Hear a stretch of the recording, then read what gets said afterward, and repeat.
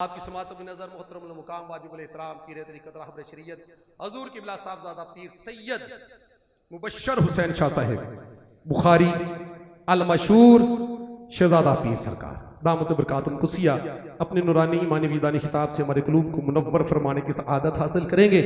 तमामी हिबाब आवाज़ बुलंद दुरूद पाक पढ़ के इस्तक़बाल करें। अस्सलातु वस्सलामु अलैका नहमदुहु व नुसल्ली व नुसल्लिमु अला रसूलिहिल करीम अम्मा बाद फ़अऊज़ु बिल्लाहि मिनश शैतानिर रजीम बिस्मिल्लाहिर रहमानिर रहीम वलल आखिरतु खैरुल लका मिनल ऊला सदक़ल्लाहु मौलानल अज़ीम वबल्लगना रसूलुहुन नबियुल करीम व नहनु अला ज़ालिका लमिनश शाहिदीना व शाकिरीन वल्हम्दुलिल्लाहि रब्बिल आलमीन। अस्सलातु वस्सलामु अलैका या रसूलल्लाह व अला आलिका व अस्हाबिका या हबीबल्लाह।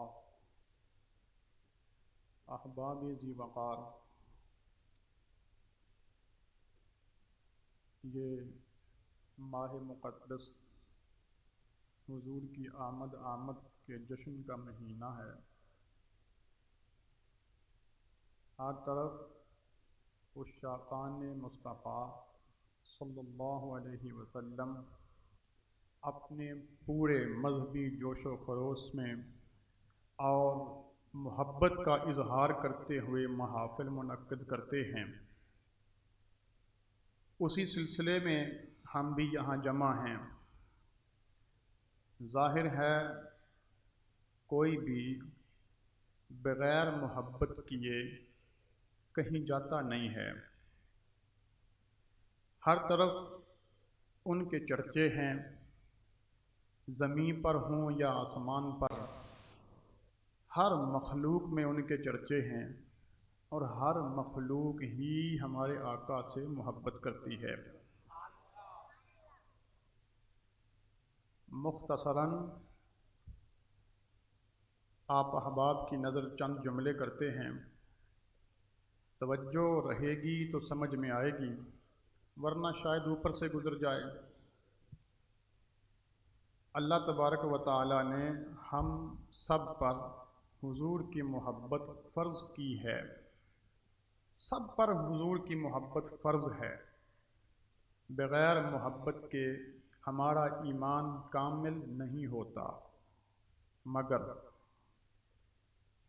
सवाल ये है कि हमारे खालिक ने हमें कहा, हमने अपने उलमा से, फ़ुक़हा से, पीराने तरीक़त से यही सुना कि हुजूर से मोहब्बत करो, हुजूर से मोहब्बत करो, हुजूर से मोहब्बत करो।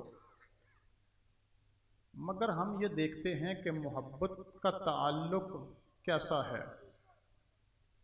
किसी के कहने से कोई किसी से भला मोहब्बत कर सकता है? ये तो सवाल ही पैदा नहीं होता। एक बंदे से मुझे मोहब्बत नहीं है, कोई बंदा कहे इससे मोहब्बत करो, तो क्या मुझे उसके कहने की वजह से मोहब्बत हो जाएगी? नहीं।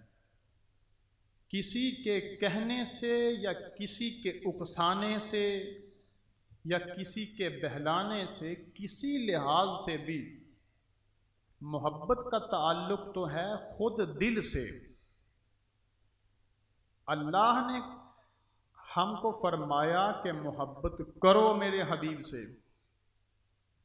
ऐ अल्लाह, तू तो सारी मखलूक की तबीयत को जानता है। ये तो इंसान की तबीयत और फितरत ही नहीं है कि वो किसी के कहने से किसी से प्यार करे। तो गल है कि नहीं?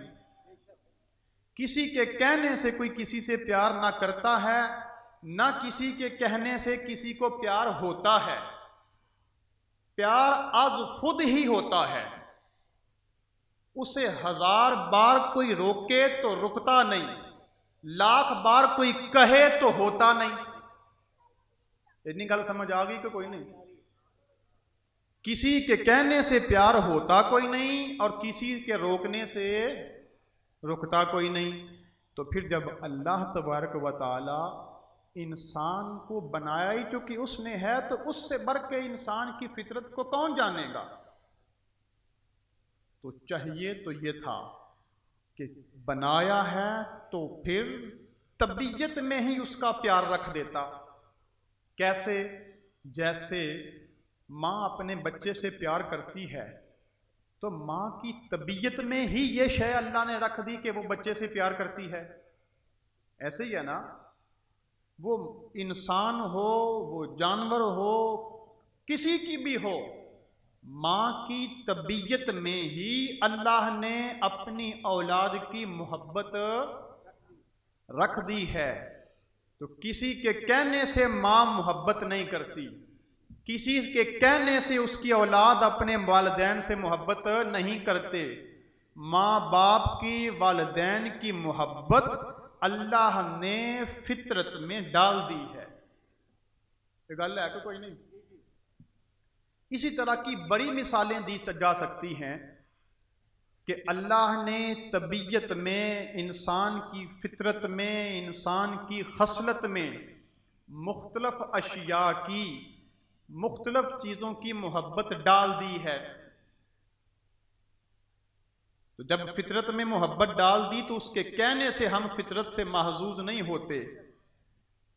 अगर ये मोहब्बत करवानी ही थी तो ऐ खुदा, तू हमारी तबीयतों में इंसान को पैदा किया है, इंसानियत की तबीयत में ये बात रख देता कि मेरे आका से ये सब प्यार करें, बात खत्म हो जाती।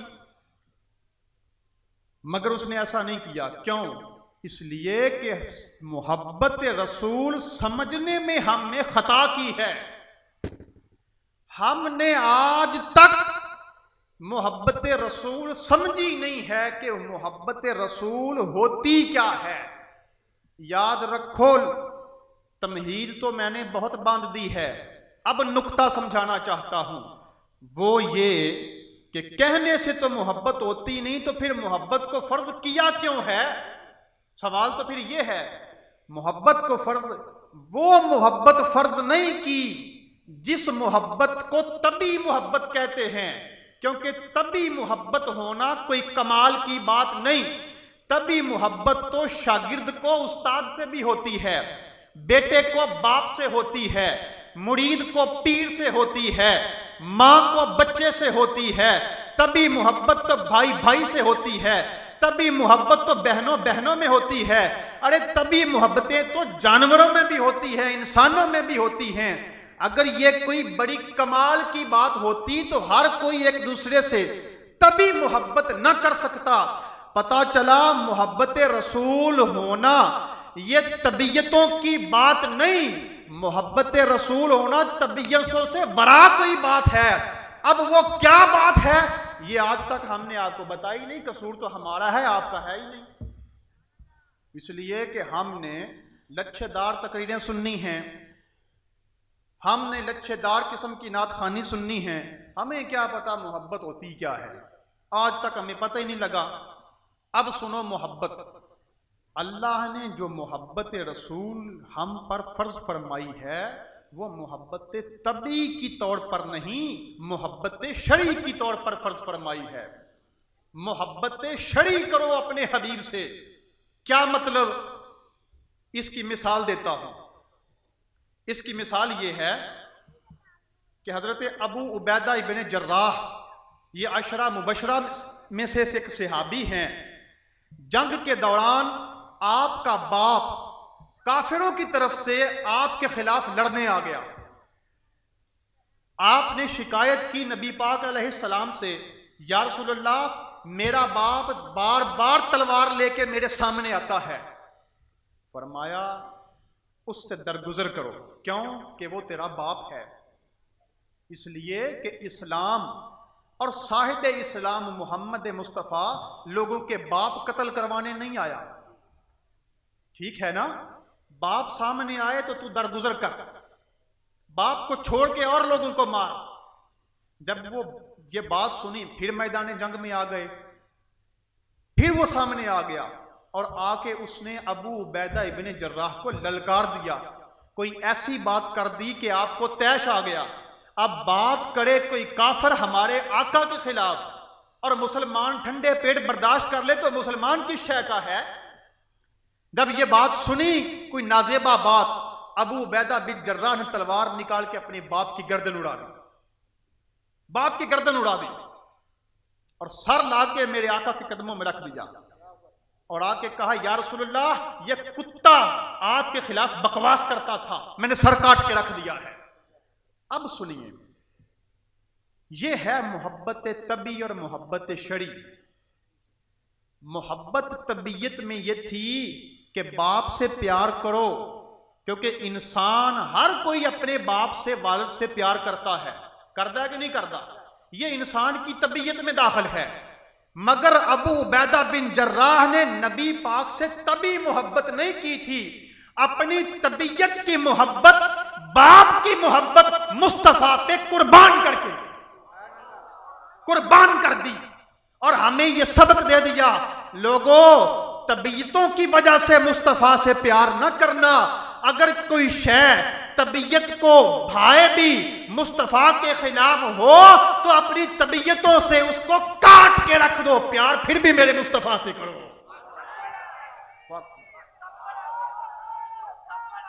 या रसूल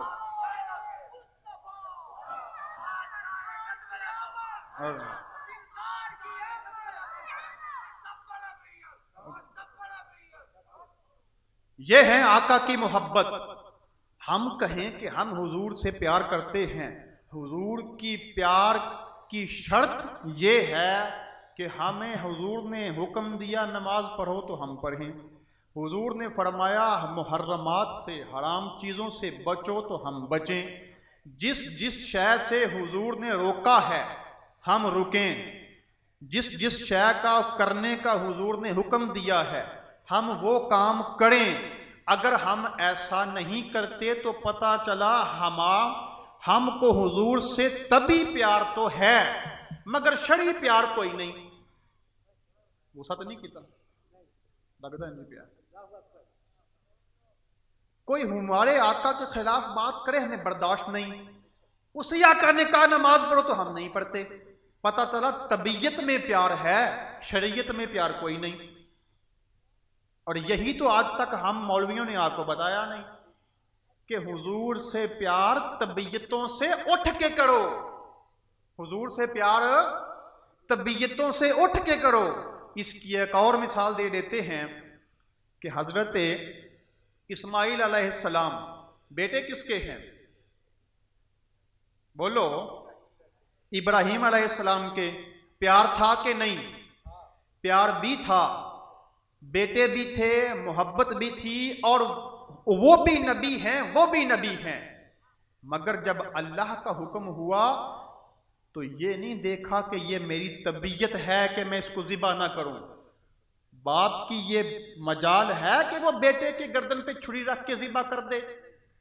कोई सफाक बाप ना हो, कोई पागल और सरफिरा ना हो, अक्लमंद बाप उसकी तो ये शय गवारा ही नहीं करती। क्यों?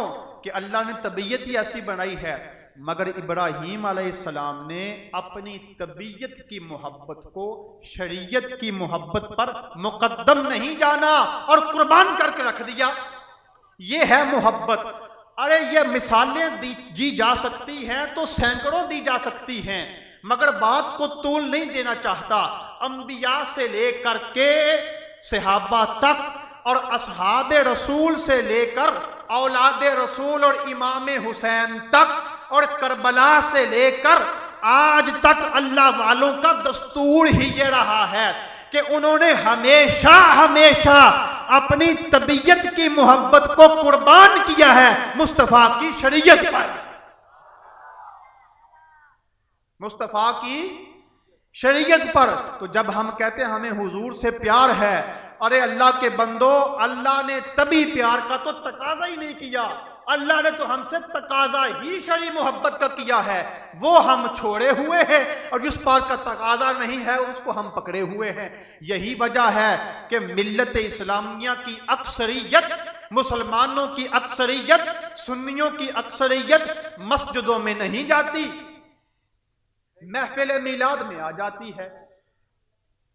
जुलूस में तो हम लाखों की तादाद में निकलते हैं, मगर उसी दिन जोहर की नमाज के लिए हम घर चले जाते हैं, मस्जिद में नहीं जाते, क्योंकि हमें बताया नहीं भाई मोहब्बत का रुख ये नहीं ये है। हमने असल को छोड़ दिया है और हमने फरा को पकड़ लिया है, ये मोहब्बत कोई नहीं।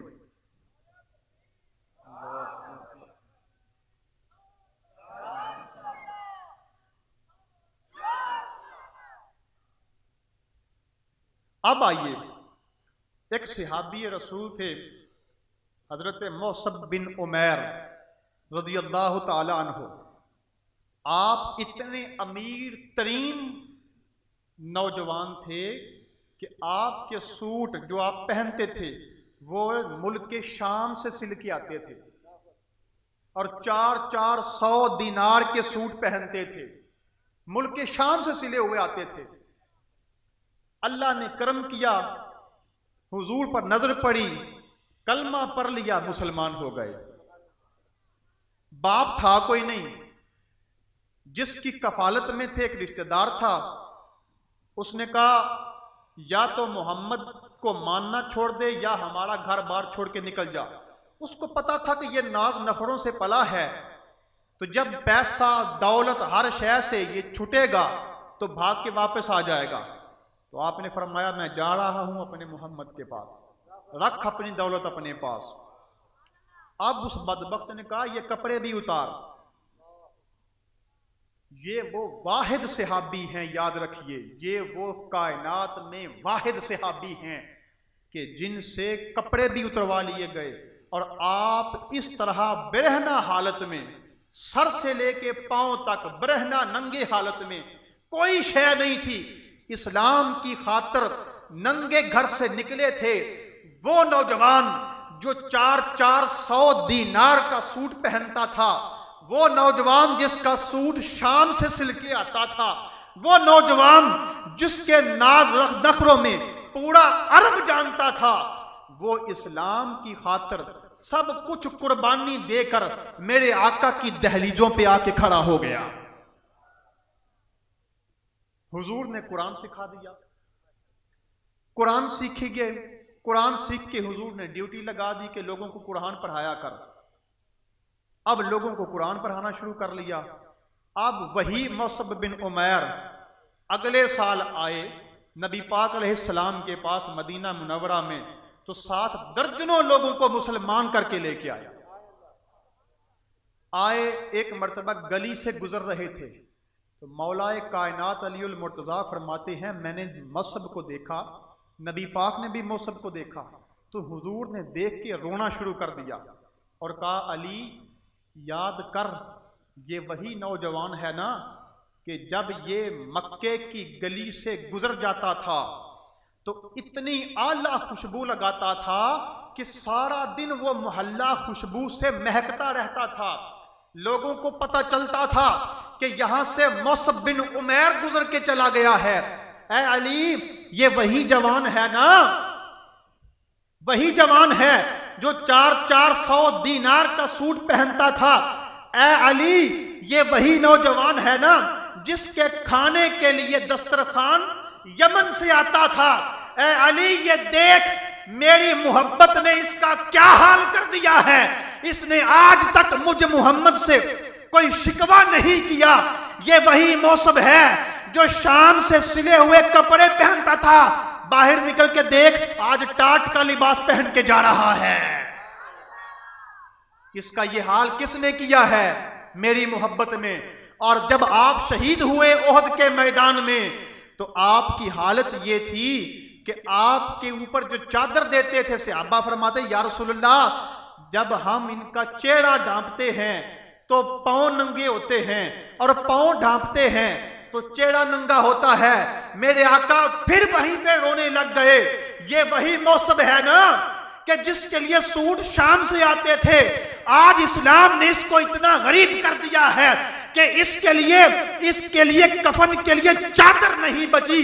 लोगों याद रखो, इस्लाम इस शय का नाम नहीं कि मिंबर पे बैठने वाला 8-8 करोड़ की लैंड क्रोजरों का मालिक हो जाए। इस्लाम तो अमीरों को भी गरीब कर देता है। इस्लाम अच्छे अच्छे खाने खाने वालों को भी फाका कशी पर मजबूर कर देता है।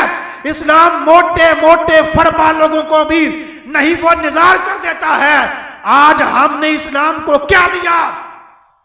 हमारे पीरों को देख लो, हमारे नाथखानों को देख लो, हमारे मौलवियों को देख लो, उनके पास जायदादें देख लो, उनके पास मालो दौलत देख लो, उनके जिस्मानी हालत देख लो।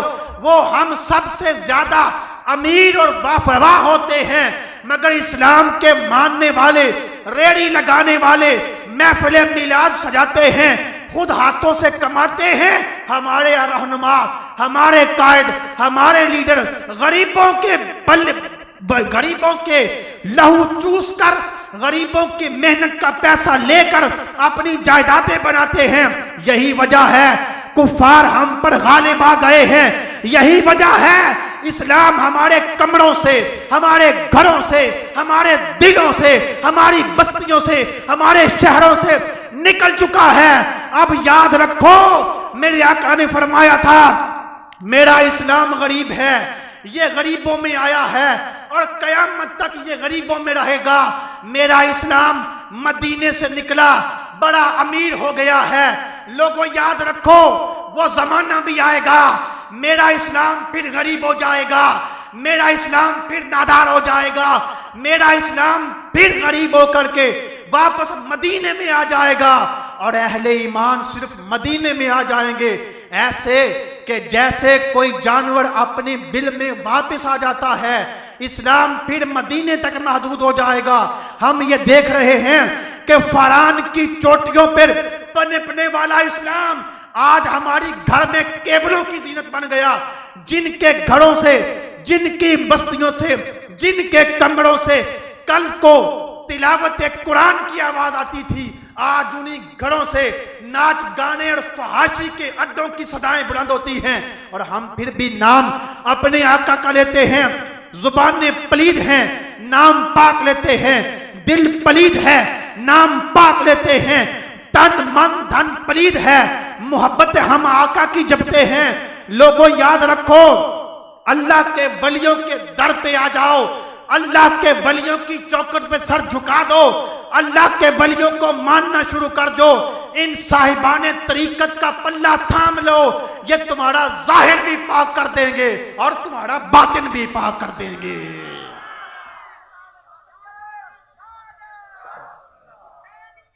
जिंदाबाद, मुर्दाबाद। हम किधर चले गए हैं? हम किन झगड़ों में पड़ गए हैं? हम किन लालो लौब में गौताजन हो गए हैं? ना ना ना, ये हमारा वतीरा नहीं। इस मिंबर से हमने आपको हक बताया होता, आज आप न भटकते। हमने भी इस्लाम को मादा परस्ती में मुब्तला कर दिया है। जब कोई नाथ खान पैसा देखता है, एक ही शेर बार बार पढ़ता है।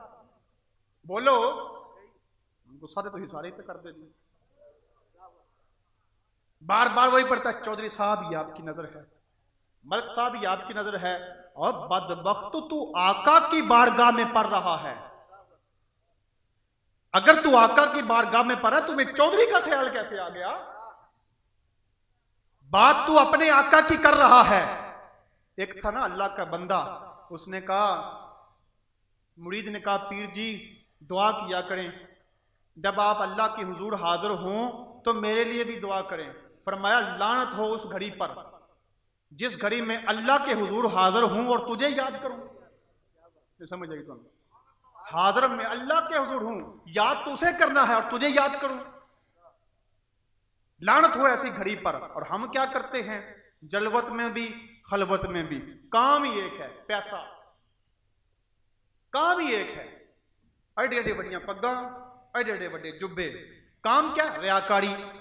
हाथों पे तस्बीह होती है।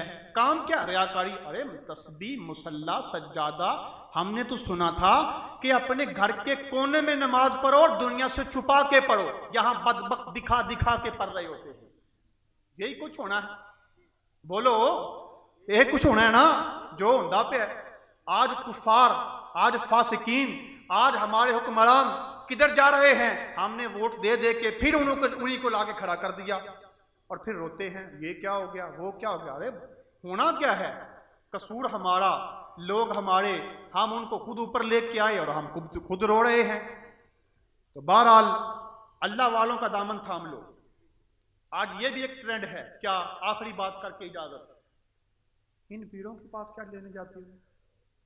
मौलवी ये कहते हैं, मौलवी भी ये कहते हैं, ओ पीरों के दर पे ना जाओ, ये पीर तो इनमें मुब्तला हो गए हैं, ये पीर तो ये करने शुरू कर दिए हैं, इन पीरों ने। मैं क्या, मुल्ला जी हाथ थोड़ा रखो, क्या करें फिर? अजी आप हमारे पास आए, हम आपको दीन सिखाते हैं। मैं कहा आपसे, आप क्या पढ़े हुए हैं? दरस निज़ामी किया हुआ है। मैं कहा क्या पढ़ाते हैं? जी मैं काफिया पढ़ाता हूं। मैं एक बात तो बताओ, 10 साल का तूने दरस निज़ामी पढ़ा है, 10 साल तू पढ़ाते हो गए हैं, 20 साल का दीन में तजर्बा है, बताओ पीर की शराइत क्या होती है? चुप। बताओ मुरीद बनने की शर्त क्या है? चुप। और बदबख्तो मुल्ला जी, तुम्हें पीर की शराइत का ही नहीं पता, तुम्हें मुरीद होने की शर्तों का नहीं पता। नाम खुद के साथ नक्शबंदी लिखते हो, तुम्हें पता है नक्शबंद के उसूल क्या है? अच्छा, नक्शबंदिया के उसूल भी होते हैं? मैं कह रहा तू नक्शबंदी कहां दे? हम जिस दीन पे चलते हैं उस दीन के कुछ असूल हैं। जिस तरीकत कादरिया के असूल अपने हैं, नक्शबंदिया के उसूल अपने हैं, सोरवर्दिया के उसूल अपने हैं, शाजलियों के अपने हैं, तैफूरियों के अपने हैं, सैयारियों के अपने हैं। और जिस मौलवी को तरीकत में मुख्तलिफ मज़ाहिब के असूलों का ही नहीं पता, वो लोगों को बताता फिरता है, आस्थानों पे क्या लेने जाते हो? मैं कह एक जिन चंबड़ जावे ना, एक जिन ते तू मौलवी 10 पोत जाना, पढ़ा लै गया, पढ़ा लै गया, पढ़ा लै गयो, मेरे को ना लैके आना। मुल्ला जी तुम हाफिज़े कुरान हो ना, तो जिन उतार के दिखाओ, बोलो मौलवी काम कर सकता है? मौलवी जी पीरों को रगड़े लगाते हो अपनी अपनी दुकान चमकाने के लिए। एक बंदे को जिन लग गया, तुम्हें तो यही नहीं पता कि उसकी नब्ज को हाथ कैसे रखना है, तुम्हें तो यही नहीं पता, तुम्हें तो ये भी नहीं पता कि मैंने हसार कैसे करना है। उन्होंने हसार क्या होता है? तुम्हें तो यही नहीं पता तावीज कैसे लिखना है। इना पीरा बोलना जाओ, इना पीरा बोलना जाओ, इन्होंने दीन का बेड़ा गर्क कर दिया है। मैं कहा पीरा दीन का बेड़ा गर्क किया, तुम्हें इतना भी नहीं पता पीरों का काम है मुसलमान बनाना, और अल्लाह की कसम पीरों ने मुसलमान बनाए हैं। दाता से लेकर ख्वाजा तक, और ख्वाजा से लेकर पीर मेर अली शाह तक देखो, पीरों ने मुसलमान बनाए हैं। और उलमा का काम है मुसलमानों को बचाना। कितने को बचाए हैं? बोलो ना। पीरों ने तो मुसलमान बना दिए, तुमसे तो बने हुए नहीं बच रहे। फलाना भी काफर, फलाना भी काफर, फलाना भी काफर, फलाना भी गुस्ताख, फलाना राफजी हो गया, फलाना सगिर शिया हो गया। मैं कह तेनू अछूत दी बीमारी है, तेनू कादा माली खोलिया लगा है? हाँ जी, कहना तेनू माली खोलिया लगा है, तेनू को बीमारी है? की हो गया तेनू? नहीं नहीं नहीं नहीं, आपके पास नहीं जाना चाहिए। मैं कह जी ना आओ, असि छड़ देने हैं, तुसी आ जाओ। तुमसे एक बंदा भी मुसलमान नहीं होता। और ये वही पीराने तरीकत हैं जिन्होंने एक एक निगाह में 90-90 लाख लोगों को कलमा पढ़ा के मुसलमान कर दिया है। इनके दामन से जुड़ो, जालियों की बात नहीं कर रहा, इनके दामन से जुड़ो। हम मुसलमान बनाते भी जाएंगे और बने हुओं को बचाते भी जाएंगे। अल्लाह तबारक व तआला हमें अमल की तौफीक अता फरमाए। वमा अलैना इल्लल बलागुल मुबीन। सुभान अल्लाह, माशाल्लाह, जज़ाकल्लाह, जज़ाकुमुल्लाह। अज़ान मोहतरम, माशाल्लाह हज़ूर क़िबला पीर सैयद मुबश्शिर हुसैन शाह साहब अलमारूम शहज़ादा पीर सरकार की बारगाह में हदिये कलाम खिताब की सूरत में पेश करने की सादत हासिल कर रहे थे।